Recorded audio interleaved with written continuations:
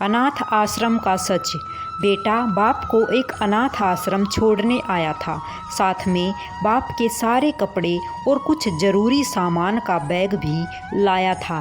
बेटे ने अनाथ आश्रम के मैनेजर से सारी ज़रूरी बातें कर ली और बाप को वहीं पर छोड़कर जाने लगा। बेटा अभी अनाथ आश्रम के बाहर निकला ही था कि उसका फ़ोन बजा। फ़ोन उसकी पत्नी का था, जो दूसरी तरफ से पति को कह रही थी, वापस आने से पहले ससुर जी से कह देना कि किसी छुट्टी या त्यौहार पर हमसे मिलने नहीं आएंगे तो भी चलेगा।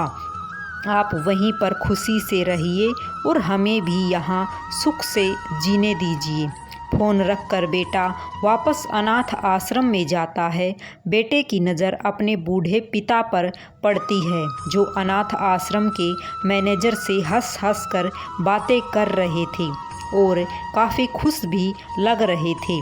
बेटा सोच में पड़ जाता है कि उसका पिता अनाथ आश्रम के मैनेजर को कैसे जानता है।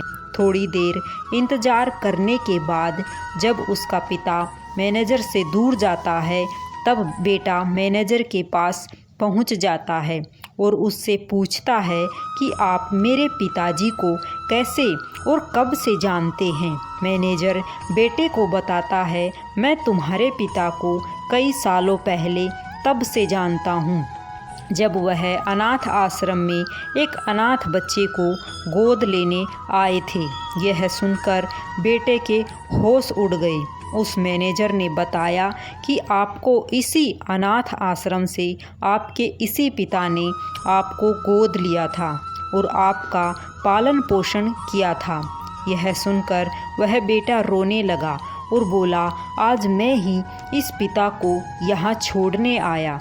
मुझे शर्म से झुक जाना चाहिए। कुछ समझ में आया? अब आप ही बताइए, सच में अनाथ कौन था?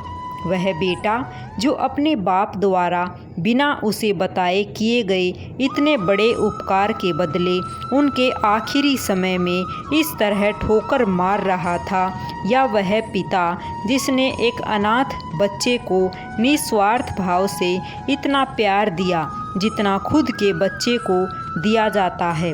अपने माता पिता की कदर करना सीखो, क्योंकि आप नहीं जानते होगे कि उन्होंने आपसे क्या क्या छुपा रखा है, कितना बलिदान, कितने त्याग उन्होंने आपके लिए किए हैं।